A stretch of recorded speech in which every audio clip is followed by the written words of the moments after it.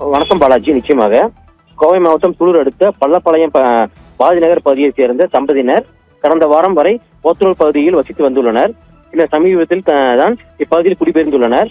குடும்பத் தலைவர் அப்பகுதியில் உள்ள லேத் ஒர்க் ஷாப் ஒன்றில் தொழிலாளியாக வேலை செய்து வருகிறார். இவரது 9 வயது மகள் போத்தனூர் பகுதியில் உள்ள பள்ளியில் கடந்த ஆண்டு 4ஆம் வகுப்பு படித்து தேர்ச்சி பெற்றுள்ளார். அங்கிருந்து மாற்று சான்றிதழ் பெற்று வந்த பெற்றோர்கள் அவரை இந்த ஆண்டு 5ஆம் வகுப்பில் சேர்ப்பதற்காக கண்ணம்பாளையம் பகுதியில் உள்ள பள்ளியில் சேர்க்க முடிவு செய்துள்ளனர்.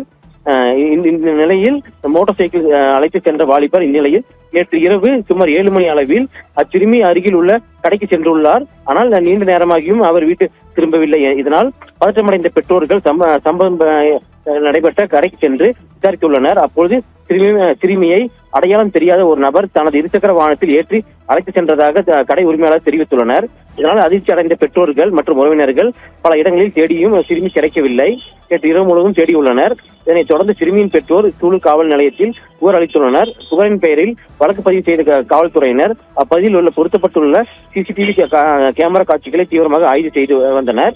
இந்நிலையில் இன்று காலை கண்ணம்பாளையம் பகுதியில் உள்ள குளக்கரை ஓரத்தில் சிறுமி மர்மமான முறையில் சடலமாக கிடப்பது கண்டறியப்பட்டது. அப்பகுதியில் பொதுமக்கள் இந்த சம்பவம் கேட்டு உறைந்து போயினர்.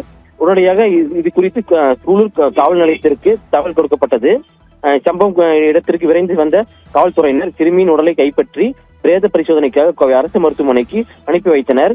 இந்த சிறுமி பாலியல் வன்கொடுமை செய்து கொலை செய்திருக்கலாம் எனவும் இந்த கொடூரமாக சம்பவம் தொடர்பாகவும் சூலூர் அந்த கோணத்திலும் சூலூர் காவல்துறையினர் போலீசார் வழக்கு பதிவு செய்து விசாரணை மேற்கொண்டு வருகின்றனர்.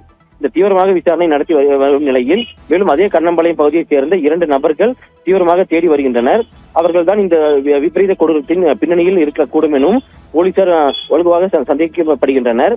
இந்த நிலையில் கோவையில் ஒட்டுமொத்த மனிதநேயத்தையும் உலுக்கியுள்ள இந்த சிறுமியின் படுகொலை சம்பவத்தால் குற்றவாளிகளை உடனடியாக கைது செய்ய வேண்டும் என்பது பொதுமக்கள் கண்ணம்பாளையம் பொதுமக்களும் பகுதியில் கூடி வருவதால் பலத்த போலீஸ் பாதுகாப்பு போடப்பட்டது குறிப்பிடத்தக்கது. பாலாஜி, விவரங்களை வழங்கியதற்கு நன்றி நந்தகுமார்.